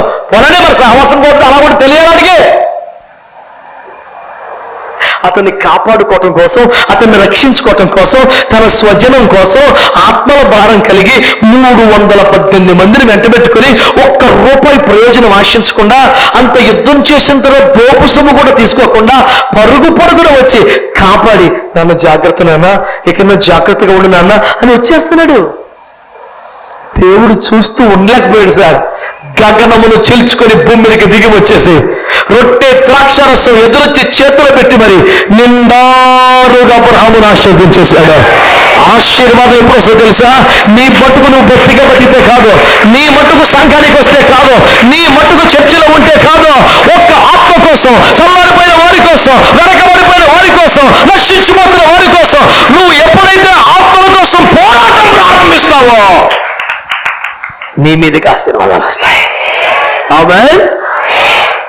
నీవు పాపముల నుంచి, విగ్రహారాధనల నుంచి, ఆచారముల నుంచి, సాంప్రదాయాల నుంచి, లౌకిక పాపిష్టి బంధాల నుంచి లేచి విడిచి యేసయ్య మార్గంలోకి వస్తే నీకు ఆశీర్వాదం.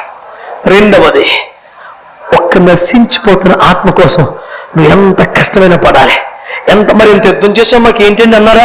ఇస్తే కూడా వద్దన్నాడు. నాకెందుకయ్యా, ఈ డబ్బుల కోసం రాలేదు, మా ఊరు నశించిపోతున్నాడు వచ్చాను, వాడిని కాపాడుకోవటం కోసం వచ్చాను, నాకు ఈ ఘనతలు ధనాలు అక్కర్లేదు బాబు. నశించిపోయే ఆత్మ రక్షించబడాలి, మా బంధువులు రక్షించబడాలి, మా స్వజనము రక్షించబడాలి భారం తప్ప దానివల్ల నాకే గుర్తింపో ధనమో బహుమతి అక్కర్లేదండి బాబు అని అక్కడ పడేసి వెళ్ళిపోతే దేవుడు తట్టుకోలేకపోయాడండి. వచ్చేసాడంటే, నాన్న నేను నిన్ను ఆశీర్వదిస్తాను.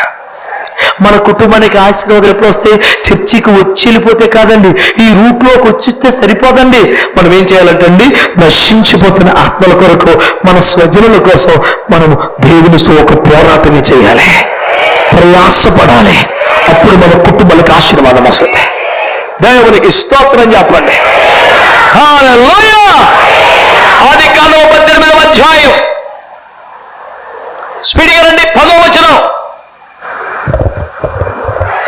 అందుకు ఆయన, మీదడికి ఈ కాలమున నీ యొద్దకు నిశ్చయముగా మరలా వచ్చేదను, అప్పుడు నీ భార్య అయిన సారాకు ఒక కుమారుడు కలిగినని చెప్పాను.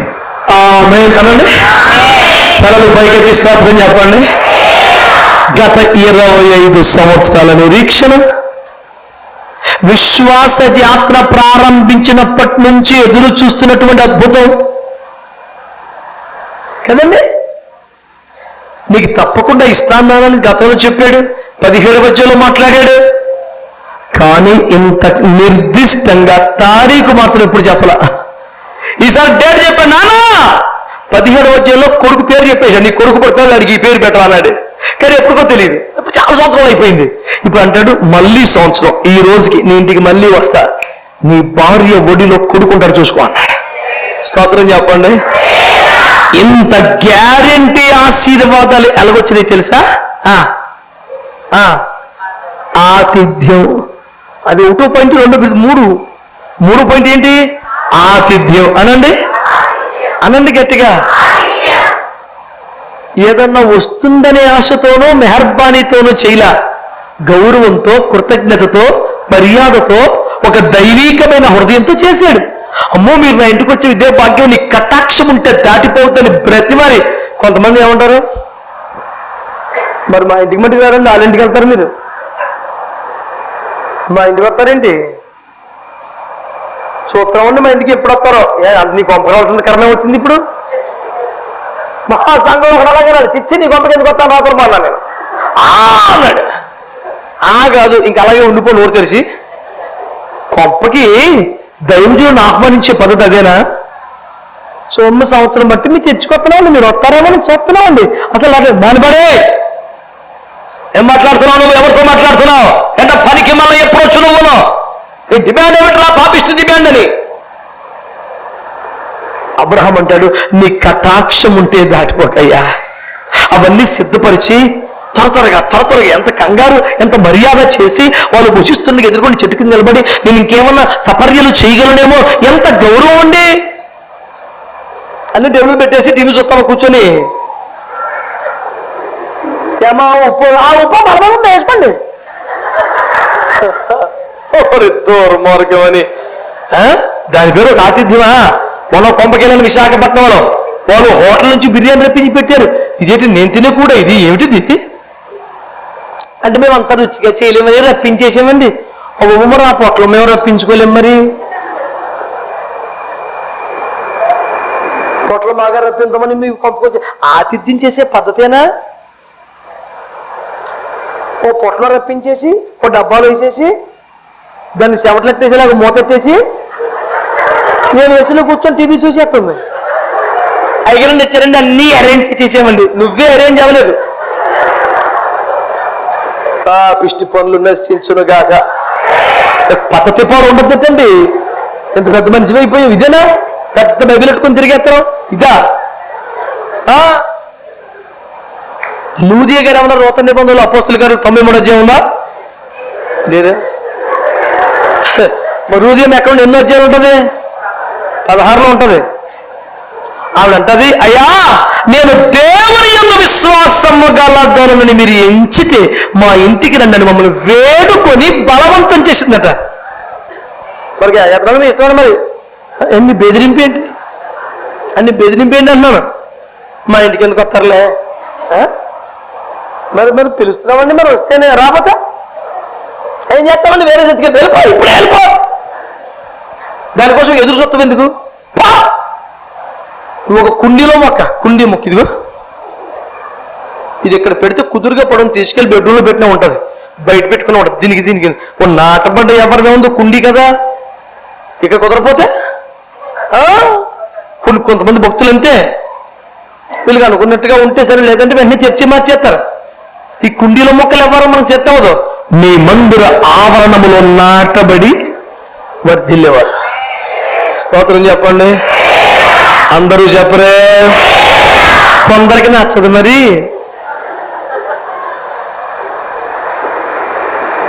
మీకు ముందే ఎదురు పడిపోయి మేము ఇంటికి వచ్చేస్తామండి, రాత్రికి వచ్చేస్తామండి, వండేసేయండి, తినేస్తామండి అని అడిగి వంటగదిలోకి మరి వచ్చి మరి అన్ని చూసుకొని వేసుకొని తినేసే ఒక బాబు కూడా ఎవడన్నా తగలాలి.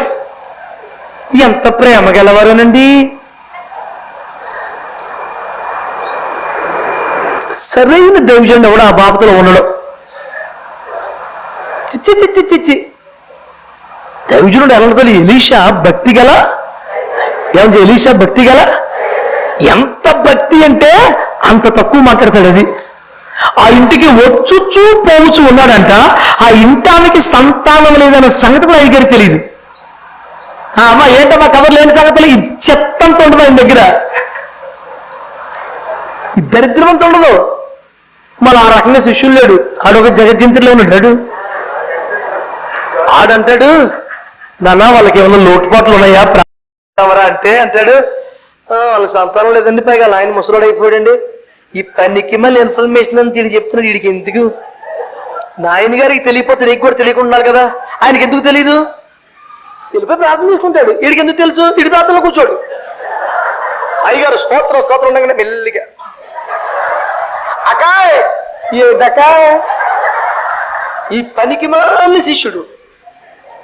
నాకు అసలు మామూలుగా లేదు బీపీ. మన దగ్గర పరిచయకు వచ్చిన పిల్లవాడు నా కొంపలాంటి తిరిగి అలాంటి ఎవ్వరం అసలు కనికరమే ఉండదు. లయ మగ వరకు బొత్తికి అమాలేకం నిర్మూలన చేయమన్నా వచ్చిన గుర్తొచ్చేస్తుంది నాకు. Get out. చిచ్చి ఆ బాపతి అసలు సెట్ అవ్వదు. ఎలీషా అలాగే ఉండాలా? 2-3 ఆమెనన్నారు. ఆ గేహజనుడికి కూడా ఆడేమంటాడండి 5వ అధ్యాయంలో ఈ బాబుతోనే ఆడేమంటాడు, అది తీసుకున్నట్టు నా యజమానునికి మనసు లేకపోయింది కానీ నేను తెచ్చుకుందును. అయ్యగారి మనసు ఏంటో తెలుసు కానీ శిష్యుడికి ఆ మనసు అయ్యగారికి ఇష్టం లేదు. కానీ అయ్యగారికి కోప్పడతారు కానీ నేను తింటానులే. సైతానా మారు మనసు పొందులరే. పాపిష్టి మానవా పరిశుద్ధినిగా ఎప్పుడు మారేదవు? రూతం అంటున్న నీ దేవుడే, నీ జనమే, నీ నివాసమే, నువ్వు మరణించే చోటే. అతనికి వేరుగా మన ఇంకొక లైఫ్ ఏంటండి? దైవజనుడితో అంతగా మనము ఏకీభవించగలగాలి. మన స్టైల్ మనకి ఏడవకూడదు, మళ్ళీ మన లింకులు మనకు ఉండకూడదు. మొత్తం సెట్ అయిపోవాలి. రక్తమే జయం. చెప్పండి ఇంకా దేవునికి స్తోత్రం అని. హల్లెలూయా. ఒక పద్ధతిగా క్రమముగా వినయ విధేయతలుగా భక్తి శ్రద్ధలతో ఆతిథ్యం ఇచ్చినందున ఏమయ్యాడు? ఒకటి, పాపముల నుండి లేస్తే, లోక సంప్రదాయాల బంధాలు విడిస్తే, దేవుడు చూపించు మార్గంలోకి వస్తే ఆశీర్వాదం. 2, ఒక్క ఆత్మ కోసం ప్రయాసపడితే, పోరాడితే మనకి. 3, భక్తితో శ్రద్ధతో క్రమంగా ఆతిథ్యం ఇస్తే. ఇన్ని రూల్స్ ఉన్నాయా? ఉన్నాయి. ఓ పొట్లం కొనుకొచ్చే దేవుడు రాదు ఆశీర్వాదాలు. పద్ధతే. దేవునికి స్తోత్రం. ఇక 4వది కూడా చెప్పేదా? టైం అయిపోతుందని బాబు, మీరు ఎంతకైతే వెళ్తలేదు. లోపల ప్రార్థన చేసుకున్నావు మామిడిలాగా. దేవునికి స్తోత్రం. నీ దాసుని దర్శించి ప్రభు దూసుకుపోతున్నాడు తండ్రి. హల్లెలూయా, హల్లెలూయా. ఆదికాండము 22వ అధ్యాయము సుమారు 16 అనుకుంటా. చదివి పెట్టండి. ఈ పిల్లవాని చావు నేను చూడలేనని అనుకుని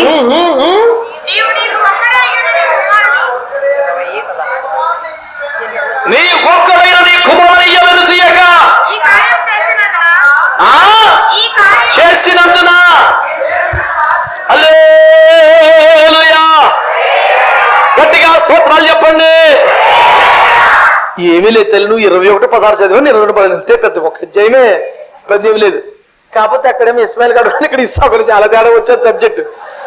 స్తోత్రం చెప్పండి గట్టిగా. హల్లెలూయా. ఇలా చూడండి, ఇలా చూడండి, ఇలా చూడండి. మన కొంపకి ఆశీర్వాదం రావాలంటే సిస్టమ్ ఇది. 4వ పాయింట్ చెప్తున్నాను. ఇప్పటికే 40 ఇనేసినట్టుగా ఫేస్ ఎట్టకండి. 4 అరిచేది నేను తిరిగి ఎద్దులు అలిసిపోయిన ఫేస్ మీరు పెడుతున్నారు. అలిసిపోతే మేం కదా అలిసిపోవాలి. తేజ్గా హుషారుగా పెట్టినాలా. 4వ పాయింట్ అనుకున్నా, చివరి పాయింట్ అనుంటే కనుక ఆమె ప్రయిస్తలో జీవుడా నీకు సమీపించినది. అలాగని ఏమన్నా శోధించబడ్డారంటే పొరపాటున ఇది సంపూర్ణ పగలకొట్టం అయిపోతుంది. దేవునికి స్తోత్రం. హల్లెలూయా. స్తోత్రం చెప్పండి. 4వ పాయింట్ ఏంటి చెప్పండి? నీకొక్కడైన కుమారుడు నాకు ఇయ్యబెను తీయలేదు కనుక ఇందు మూలముగా నేను ఆశీర్వదించేస్తున్నాను. దేవునికి స్తోత్రం చెప్పండి. ఉన్నదే ఒక కొడుకట, ఒక కొడుకును కూడా దేవునికి చేయాలంట. అర్థమైన వాళ్ళందరూ చేతులు ఎత్తి స్తోత్రం చెప్పండి. బాగానే అర్థమవుద్ది మనకి. మళ్ళీ పాట ఏంటి? సమర్పణ చేయుము అబ్రాహామును అడిగెను ప్రభువప్పుడు ఇస్సాకును అర్పించిన బాలుడు నీ బిడ్డలు సేవకు నీవిచ్చేదావా. ఎవడైనా ఇన్ని సంవత్సరాల బతుకులు నేనే ఇచ్చేదాను ఒక్కడి వల్ల నీవిచ్చేదావా. మా తల్లిదండ్రులకి 2 కొడుకులండి, మేమిద్దరమే. కొన్ని చిన్నోడు చిన్న వయసులో జాబుకి వెళ్ళిపోయి నువ్వన్న 10 రూపాయలు సంపాదించిన వృద్ధాపిల్ల మాకు ఆసరాగా ఉంటుంది, నువ్వు కూడా ఆ రూట్లోకి వెళ్ళిపోతే మమ్మల్ని ఎవరు చూస్తాడు రేపు పొద్దున అనలేదండి. ఈ ఉద్యోగాలు ఏంటరా బాబు, ఎప్పుడు కొత్తావు సేవకుని తగ్గేటి చేసేది. మా ఉద్యోగాలు రాజీనామా చేసి మరి మా ఊడు వదిలేసిన మా వదిన వదలలేదు కొంతకాలం. 2 మనెత్తేలాగా మనకి పిల్లలు ఉన్నారు కదా, నేనైనా సంపాదించదును. హల్లెలూయా, హల్లెలూయా. భగవాన్ తుజే భలా కరేగా. హల్లెలూయా. ఓ రోజు ఎందుకో దేవుడు నాతో మాట్లాడితే తెల్లరగట్లేసి ఫోన్ చేశాను. మీ ఇద్దరు మోకరించని ప్రార్థన చేస్తానన్నా. ఆ తారీఖు నువ్వు ఎలా మర్చిపోతావు? వేసి రక్తం వచ్చాయి వెళ్ళి ప్రార్థన చేశానండి ఫోన్లోనే. ప్రభు నాతో మాట్లాడి తెల్లరగట్లేసి రాత్రులు అంటే మా ఊడు ఫోన్ పలకని తెల్లరగట్ట బాగా పోలుతుంది. మా ఊడు ఫోన్ తీసాడు, ఫోన్ మోకాళ్ళు వేసేది. 2 మోకరించండి ప్రార్థన చేస్తాను. 2 మోకరించారు. ఆ ప్రార్థనలో ఉద్యోగం అన్న పదమే వాళ్ళదు. అసలు నేను డబ్బులు అన్న పదం వాళ్ళలేదు. ప్రభు నాకు ఇచ్చిన భారాన్ని బట్టి, ప్రేరణను బట్టి, వారి భవిష్యత్తు కొరకు, వారి ఆశీర్వాదం కొరకు, వారి సేవ కొరకు ఆత్మీయ నాయకత్వానికి అప్పగించుకున్నారు కనుక ఏదో ఒకటి నాకు ఈ బాధ్యత ఉందని చాలా దుఃఖంతో ప్రార్థన చేశాను. అందులో ఉద్యోగాలు ఆ మాట వాళ్ళనండి. నేను ప్రార్థన చేసి ముగించాను. మధ్యాహ్నం కల్లా ఫోన్ వచ్చింది. తమ్ముడా, దేవుని దయ వల్ల నీ ప్రార్థన బట్టి వద్దని రిజైన్ చేసేసిన. ఉద్యోగం వచ్చినట్టుగా గంతులేస్తాడు, ఉద్యోగం వదిలేసిందని. సంతోషం నీకేముందో, ఆవ కూడా ఉందో, ఫోన్ ఇవ్వమన్నాను. ఆవ కూడా హ్యాపీగానే మాట్లాడుతుంది. ఓకే, యేసు రక్తం ఇచ్చేయి. హల్లెలూయా. చెరుకు మూట తెచ్చుకునేవారు బేగు పెంచుకుంటే కోటం. ఆయన రిజైన్ చేయించాడు. ఇతరం అయితే పిల్లలు ఎలాగా? నువ్వు సేవ చేసుకో, నేను వీళ్ళని పోషిస్తాను. ఇప్పుడు చెప్పండి, ఆశీర్వాదం రావాలంటే మన పిల్లల సేవకి ప్రపంచంలో ప్రసిద్ధిగాంచిన గొప్ప దైవజనుడు, మెథడిస్ట్ మూవ్మెంట్ ని స్థాపించి ప్రపంచాన్ని ఊపేసిన దైవజనుడు జాన్ వెస్లీ అనే గొప్ప మిషనరీ దైవజనుడు పేరు విన్నారా? ఆ తల్లిదండ్రులకి ఏకంగా 13 కొడుకులు అంటండి. ఎంతమంది అండి? ఊరు బాబోయ్. ఒక్కొక్కరిని మిషనరీలకి పంపించేవారంట, ఒక్కొక్కరిని సేవకు పంపించేసేవారంట. ఆఫ్రికా జాతుల వద్దకు పంపిస్తే వాళ్ళు చంపేసేవారంట. ఒకరిని చంపేస్తే ఇంకోడిని, ఒకరిని అలా అందరినీ పంపించాకంటండి మొత్తం అందరినీ చంపేశారంట. ఆ ఊర్లో పెద్ద మనుషులు వచ్చి, అమ్మా ఉన్న 13 కొడుకుల్ని పంపించావు, 13ని వాళ్ళు చంపేశారు, మరి నీకు వృద్ధాప్యంలో తోడుగా ఆసరాకు ఒక కొడుకునన్నా నీ దగ్గర ఉంచుకున్నావు కాదు, అందరినీ ఇచ్చేసాను, ఒక్కనన్నా ఉంచుకున్నాను కాదని బాధపడుతున్నావు తల్లి అని అడిగారంటండి. అడిగితే ఉందంట. లేదండి, మరి ఏం ఆలోచిస్తున్నారంటే ఇంకో కొడుకుంటే బాగుండని పంపుతుంది ఇప్పుడు అనుకుంటున్నాం. 13 కొడుకులు సేవలో చచ్చిపోతే అనవసరంగా పంపాను అందుకుందా తల్లి? భారతదేశం నుంచి ప్రపంచ క్రైస్తవ సమాఖ్యకు ఏకైక అధ్యక్షుడిగా పనిచేసినటువంటి భారతీయుడు డాక్టర్ పిపి జోబ్ గారు 2 కొడుకులు కూడా ఎదిగిన యవ్వన ప్రాయంలో, ఒకరు దుబాయ్లో, మరొకరు ఢిల్లీ ఎయిమ్స్ కాలేజీ క్యాంపస్ లో దారుణంగా హతసాక్షులుగా చంపబడ్డారు. 2 కొడుకులు, 2 ఎదిగిన వాళ్ళు. చిన్న కొడుకు MBBS 3rd year final year చదువుతున్నాడు. కాలేజీ క్యాంపస్ లో చంపేశారు. క్రీస్తుని బట్టే ఈ భారతదేశంలో ఢిల్లీ నగర వీధుల్లో ఒక వ్యక్తి అంత్యక్రియలకి అంత జనం ఎప్పుడు రాలేదేమో అనిపించే సాక్ష్యం వచ్చిందటండి. లక్షల మంది వచ్చారంట ఆ యవనస్తుడి మరణానికి. అంతమందిలో పెద్దవారు వచ్చి మాట్లాడతారుగా. చివరికి ఆ కురవాడి నాన్నగారు దైవజనులు పిపి జోబ్ గారిని మాట్లాడమంటే, నేనేం మాట్లాడతాను లేదంటే, లేదు మీరు కొన్ని మాటలు మాట్లాడమని మైకి ఇచ్చారట. వారు అన్నారట, అదొక అద్భుతమైన అందమైన గులాబీ తోట, చాలా ఖరీదైన పుష్పాలు, అందులో ఒక పనివాడు ప్రతి పుష్పాన్ని జాగ్రత్తగా కాపాడు, ఏమైనా పోయిందంటే నీవు లెక్క చెప్పాలంటూ ఖండితంగా యజమాని ఆజ్ఞాపించి ఎప్పటికప్పుడు చూసుకునేవాడు. ఒకరోజు ఉదయం లేచి చూసి ఒక అందమైన పుష్పం లేదు, అమ్మో ఇంక వాళ్ళను చంపేస్తాడని గజగజలాడిపోతున్నాను.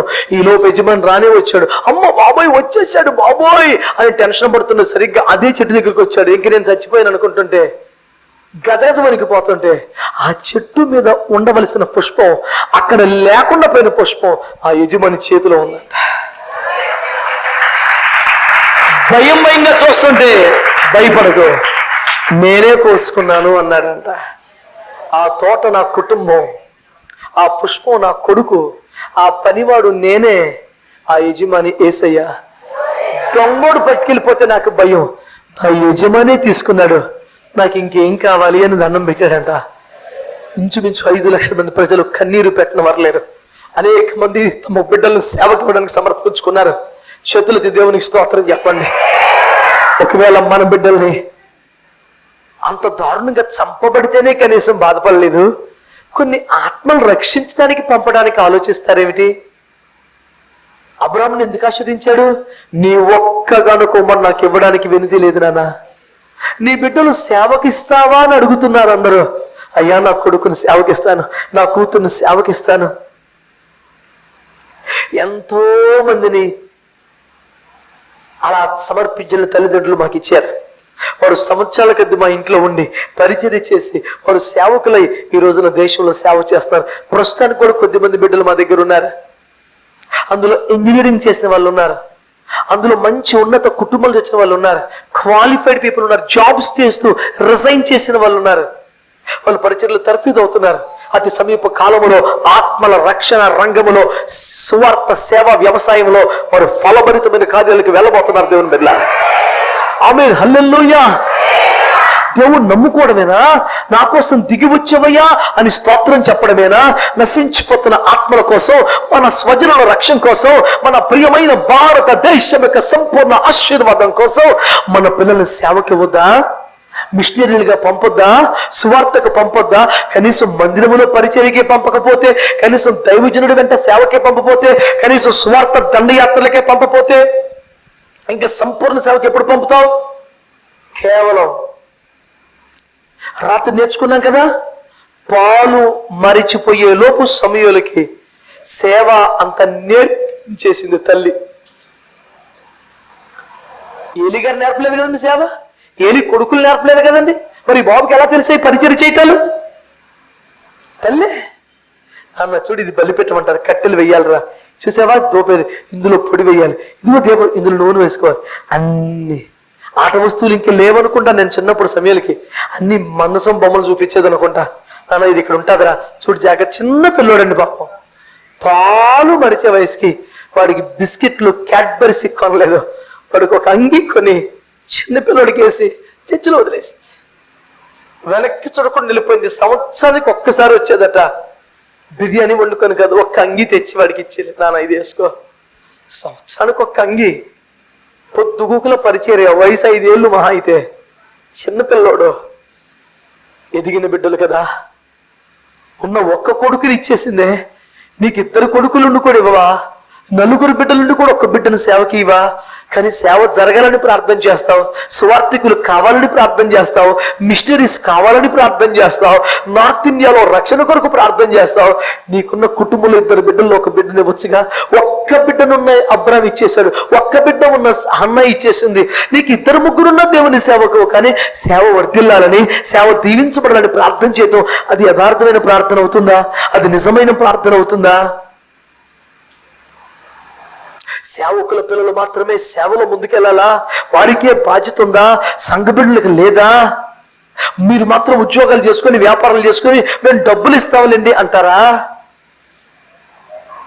అబ్రాము కుటుంబానికి ఆశీర్వాదం ఉంది తెలుసా? నీకున్న ఒక్క కొడుకుని నాకు ఇచ్చేసావు నాన్న, నీకు ఆశీర్వాదాలు రాకుండా ఎలాగుంటాయిరా అని దేవుడు మాట్లాడుతున్నాడే. ఈ రోజున ఆలోచించండి. అబ్రహాము విడిచినట్టుగా లోకాన్ని విడిచిపెట్టారా? బంధాలని, ఆచారాలను విడిచిపెట్టారా? 2, అబ్రహాము పోరాడినట్లుగా నశించిపోయే ఆత్మల కోసం పోరాడుతున్నారా?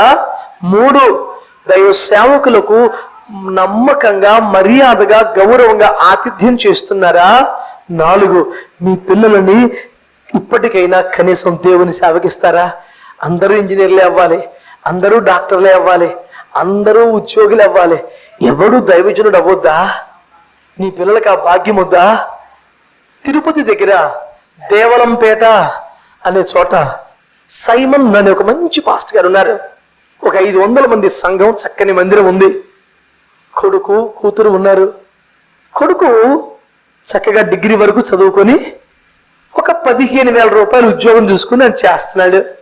నాన్నగారు ఏడ్చి మొర్రపెట్టు, కొడుకా సేవ చేయాలి నాన్న, చిన్నప్పటి నుంచి అందుకోసమే పెంచానరా నిన్ను, ఈ ఉద్యోగం ఏంట్రా? తప్పు నాన్న, నువ్వు సమర్పించుకున్నావురా, మనం సేవ చేయాలరా, దేవుని ఎయిర్పోర్ట్లో ఉన్నావురా, పిలుపు ఉందిరా. నేను చేయను చెప్పి వచ్చిన సేవకులందరితో చెప్పించి వాడు వినడం లేదా. నన్ను పిలిస్తే ఆ సభలకి నేను వెళ్తే నాకు కూడా చెప్పాడు, కానీ చూడండి అయ్యారు మీరన్నా చెప్పండి, వాడు సేవకు రమ్మంటే రావట్లేదండి, ఉద్యోగం అంటాడండి. సర్లే నేను ప్రార్థన చేసి, అయ్యా నాకు ఒక మంచి ఆలోచన తలంపు వాడితో మాట్లాడాలని. అక్కడి నుంచి నన్ను రేణుకుంటే విమానాశ్రయానికి డ్రాప్ చేయాలి. నాన్న నీతో ఎవ్వడు రావద్దురా, నువ్వు ఒక్కడివే రా కారులో అని అడిగాను. అలాగే అన్నయ్య అన్నాడు. నన్ను డ్రాప్ చేయటానికి వస్తున్నాడు. 1 గంట ప్రయాణం. మెల్లిగా ప్రార్థన పూర్వకం స్టార్ట్ చేసి, ఏనన్నా డాడీ అంత బాధపడుతున్నారు కదా అన్నాను. ఏం లేదన్నయ్య, అని దాటవేశాడు. నేను అలాగే మాట్లాడుతున్నాను, అకస్మాత్తుగా బండి పక్కకి ఆపి భయంకరంగా ఏడ్చాడు. ఏనన్నా ఎందుకురా అని దగ్గర తీసుకున్నాను. అన్నయ్య, చిన్నప్పటి నుంచి చూస్తున్నాం, ఇంతమంది జనం కనపడుతున్నారు కానీ ఎవరు సరిగ్గా దశంభాగాలు కానీ కానుకలు కానీ ఎవరన్నయ్య. కడుపు నిండా మా డాడీ అన్నం తింటాం ఎప్పుడు చూడలేదన్నయ్య. మాకు పెట్టి ఏదో తినో తినకో వాళ్ళు అలా పడుకున్నారు. డాడీకి 50 years వచ్చినాయి, నాకు 23 years. ఈ రోజు వరకు డాడీ కడుపు నిండా అన్నం తింటాం చూడలేదన్నయ్య. కేవలం డాడీకి అన్నం పెట్టాలనే నేను జాబ్ చేస్తున్నానన్నయ్య. నాకు మాత్రం సేవ భారం లేదన్నయ్య. నాకు ఎవరు ఫ్రెండ్స్ లేరు, నేను ఎప్పుడు లోకంలో తిరగట్లేదన్నయ్య. కానీ మా డాడీ ఇంకెంతకాలం బతుకుతాడన్నయ్య. అతని పలకం చూస్తే ఇంకో 10 years ఉంటాడు. అవి 10 years అన్న మా డాడీకి అన్నం పెట్టాలన్నయ్య. ఆయన కడుపు నిండా తింటే చూడాలి, అందుకే జాబ్ చేస్తాను తప్ప ఇంకొక ఆశ నాకు లేదన్నయ్య అని వాడు ఏడుస్తుంటే నా గుండె కూడా బాగా తరుక్కుపోయింది. నాకు కూడా దుఃఖం వచ్చింది.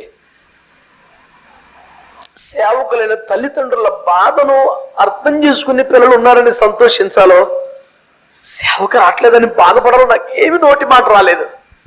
నేను కొంచెం తమాయించుకొని, సరే కొడుక, సేవకుల్ని ప్రేమించే పిల్లలు లేరురా, నీళ్ళంటూ ఉండడం చాలా గొప్ప సంతోషం నాన్న అని వాడిని మెచ్చుకున్నాను. మెచ్చుకోకుండా ఉండలేకపోయాను. చివరిలో ఒక పడ్డాను, సరేనా అన్న, నువ్వు ఒక 15,000 తెస్తావు, ఖర్చులు పోను 10,000 ఇస్తావు నాన్నగారికి. ఒక్క మాట చెప్పురా, 500 మంది విశ్వాసాలు ఇచ్చిన దేవుడు కావాలనుకుంటే ఒక్క 10,000 ఆదాయం పెంచలేడారా? పెంచగలరు. నీవు తప్ప దేవుడికి ఇంకొక ఆప్షన్ లేదంటావా? అలాగేం కాదనియా.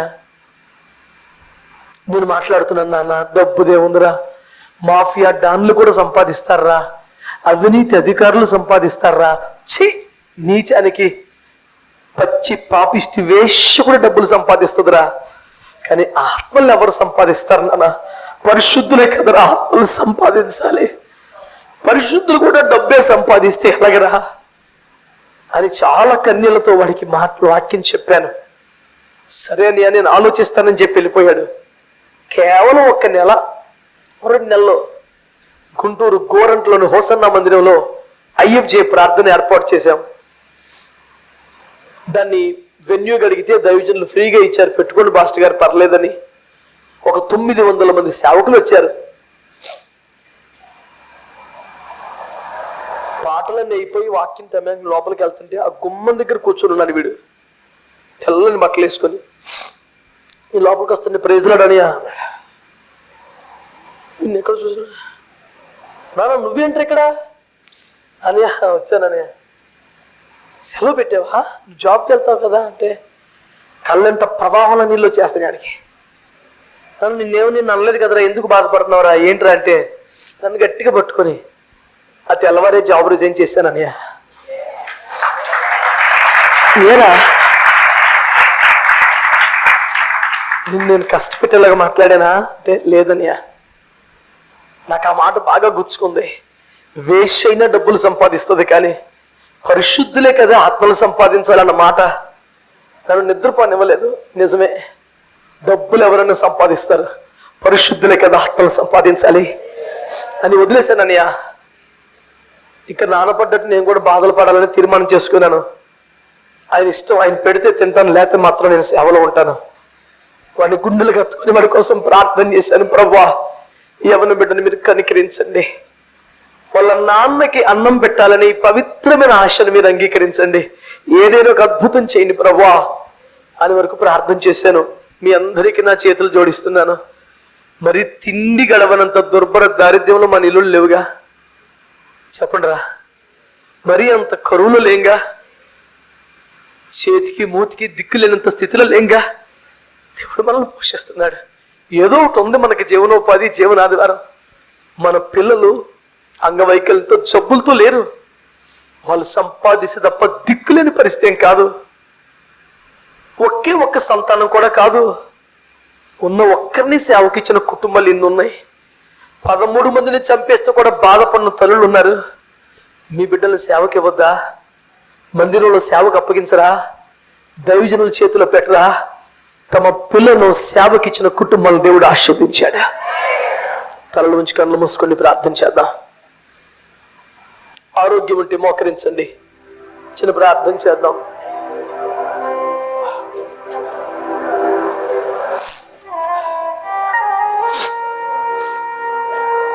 కళ్ళు మూసుకోండి.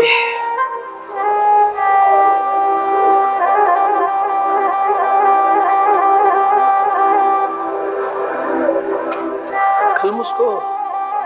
అందరం ప్రార్థన చేద్దాం. మీకు ఆరోగ్యం ఉంటే మోకరించండి. ఎవరు అటు ఇటు చూడొద్దు, తిరగొద్దు. కళ్ళు మూసుకోండి. లోపల మనస్సులకు అది ఎలుగెత్తి ప్రార్థన చేద్దాం. కన్నీళ్లతో ప్రార్థన చేద్దాం. ఇంకొంచెం గట్టిగా, ఇంకొంచెం గట్టిగా, ఇంకొంచెం గట్టిగా. ఇప్పుడు కూడా ప్రార్థన చేయకపోతే ఇంకెప్పుడు చేస్తాం? ఇప్పుడు మొర పెట్టకపోతే ఇంకెప్పుడు మొర పెడతాం? ఇది ఆరాధన చేయవలసిన సమయం. ఇది దేవుని సేవ కొరకు అంగలార్చవలసిన సమయం. మాట్లాడాలి మీరు. చాలా మంది నిశ్శబ్దంగానే ఉండిపోతున్నారు.